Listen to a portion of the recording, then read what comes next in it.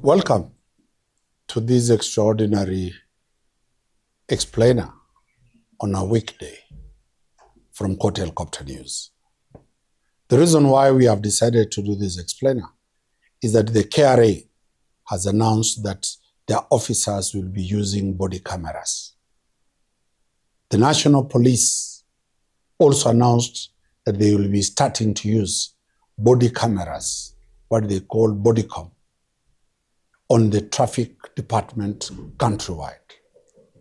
The question that comes up, is there a law that allows the use of body cameras? 2, how does the body camera work? And 3, what does the law say? First, we look at how the body cameras work. The body cameras are mounted by the law enforcement officers. They are recording the movement and all actions the KRA officer or the police are doing.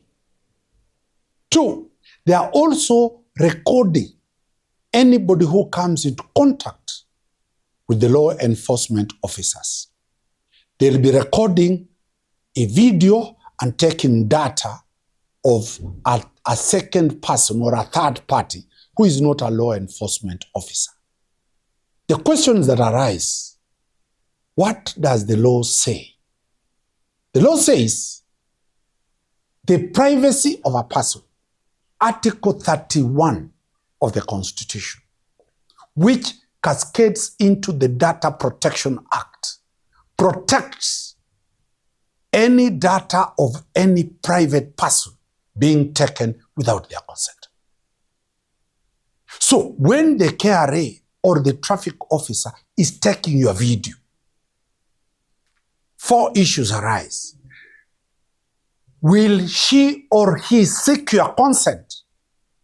Because the law says you must give your consent. So if they record this data, it will be 1, illegally obtained evidence that is inadmissible in court. 2, it will be a violation of Article 31 of the Constitution and the Data Protection Act that protects the data of a person.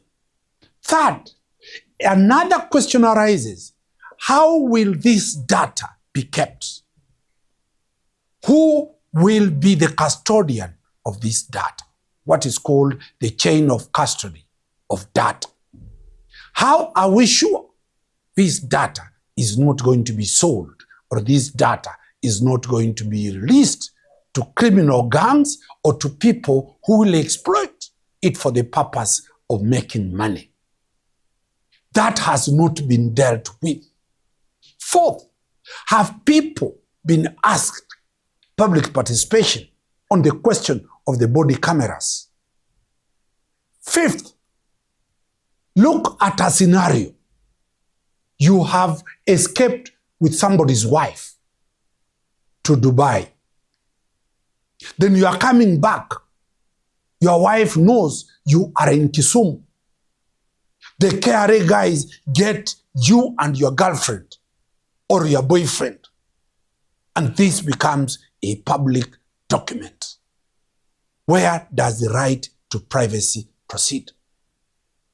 2, there are people who are romantic. As they are walking all over, they are romantically embracing each other. Kissing is not illegal in this country. You can kiss in public. But your images are captured by the KRA officer or the traffic officers. What happens to that data? So the questions that are there are so serious. But Court Helicopter does not only look at the bad side of these cameras. Why should the body cameras be allowed?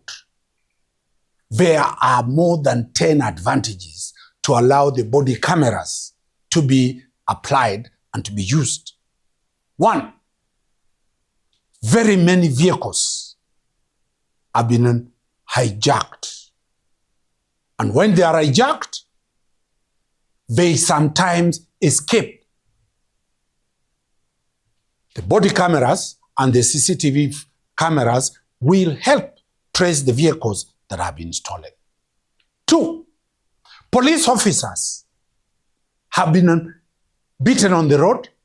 They have been boxed on the road. Those ones who saw the clip of the police officer being kicked on Thika Road, beaten senseless.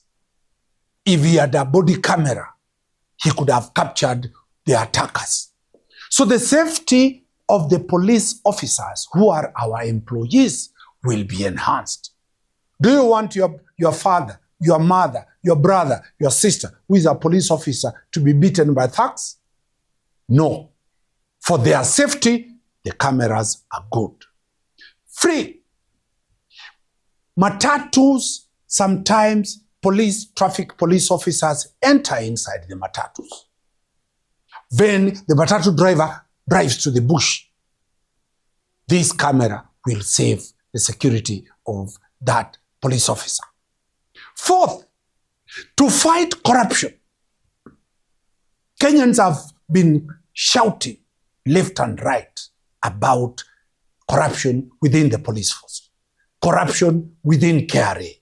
So this is a tool that will ensure there is no corruption. It will fight corruption to the end. So on that, Court Helicopter agrees that for security purpose and to remove the burden of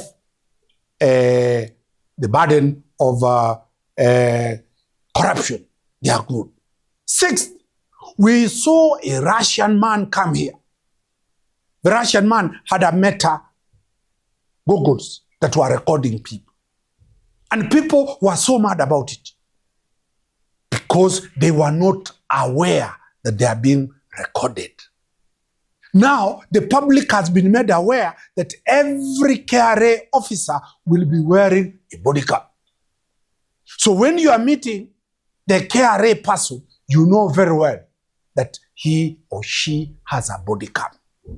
Therefore, there is no offense because you know, as you are engaging the KRA person, you know very well he or she is wearing a body cam.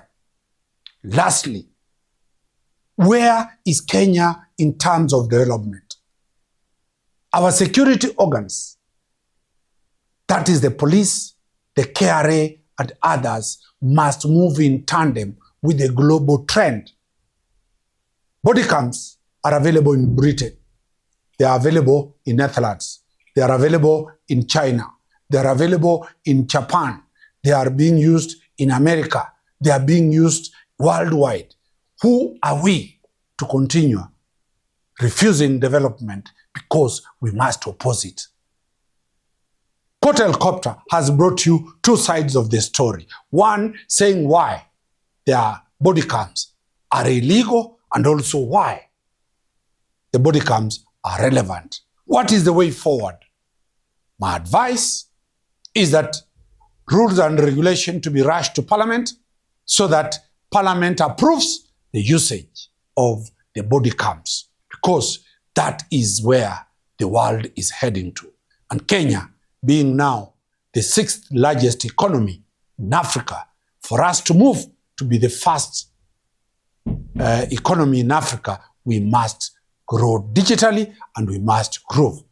Court Helicopter has adopted a new mode of a digital platform. We are always improving on our technology. We are developing as the media world is developing. So those ones who want to remain backward will remain backward. We wish you all the best as you make a decision about body cam. Wakili Dan Omari from Court Helicopter explainer.